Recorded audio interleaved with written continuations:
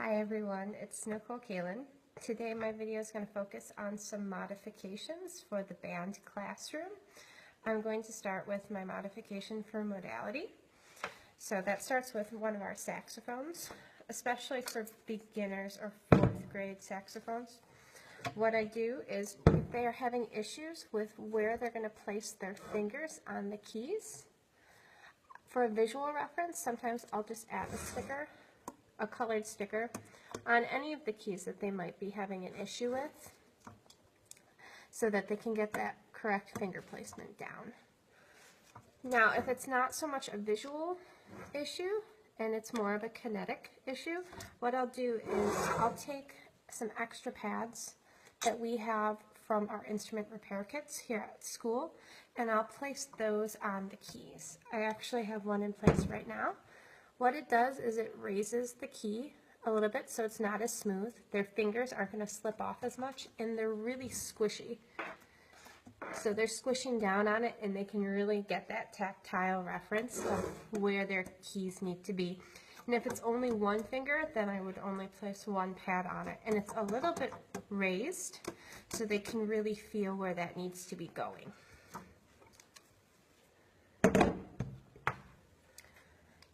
For color coding, I have one of our clarinets.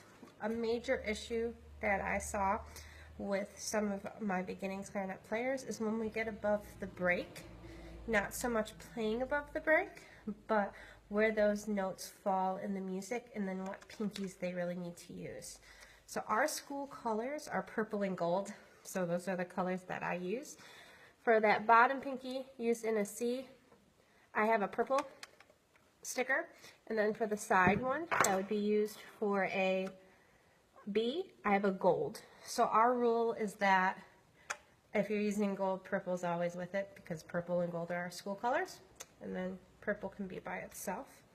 And then as far as their music, what I'll do is I'll place their music and I'll have a sticker whenever it goes above the break between a B and a C. I find many times my kids in particular don't have an issue figuring out D in the music, but it's that B and C range that they have an issue reading and figuring out where the pinkies need to be. So I'll take the colors that are coordinated off of their keys and I'll put them on the music so that they know, oh, if it's purple, I'll put down my purple one, and if it's gold, purple and gold always go together. So use both of your pinkies for B. And I've also done that with a couple of my older kids. When we're learning the E flats or maybe like a side note, we'll put a color on that key. So a different color. It could be red for E flat. And then when we get to the E flat in the music, they'll either color in the note as red or they'll put in some type of marker to show that, oh, red key is a different pinky key than they're used to. For sizing, I'm a really big advocate for Finale. I've used Finale exclusively through my high school career, and then we kind of switched to Sibelius, and I came back to Finale because that's what we have at my school district, and I use it a lot for all of my arranging for classes. So for size, I use the enlarge function. It looks like a percent marking on Finale, and you can bump it up or make it smaller to meet any child's needs. I have a couple of examples. So this is a size 100, so that's how it would normally be spit out if you were to just print it. And then I bumped it up to 150, and it does a really good job of pacing in between the lines. And then this is 200.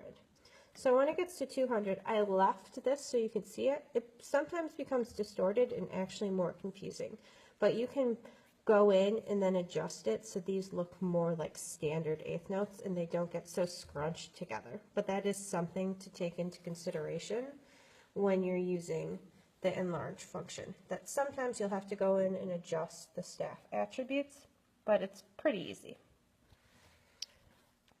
The next thing I have is for pacing.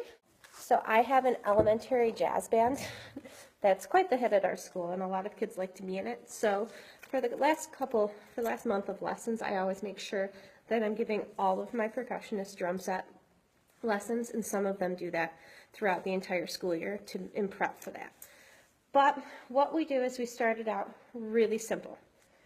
So you have your bass, and then hand.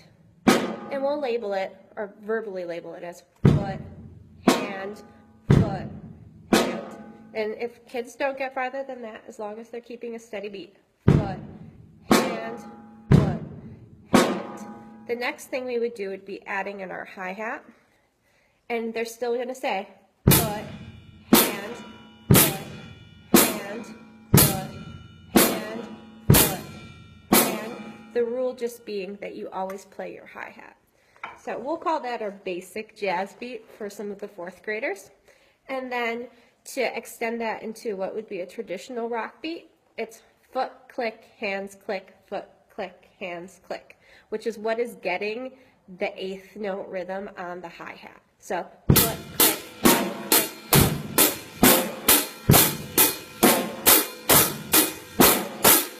and then after they get out of that, and if they have that down, we'll go into a more advanced rock beat where they're doing a double bass. So it'd be foot, hand, foot, foot, hand.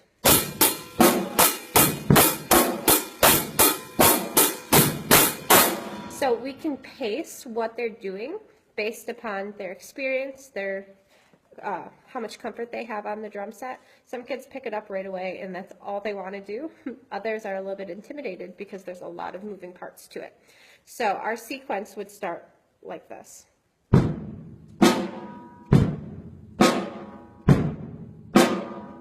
Add in your hi-hat.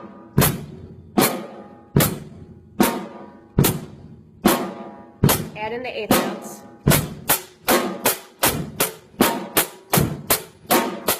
Double your bass.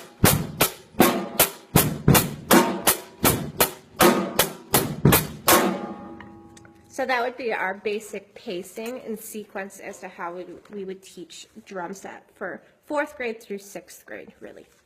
So I hope some of this helped, and I look forward to seeing everybody else's videos. Thank you.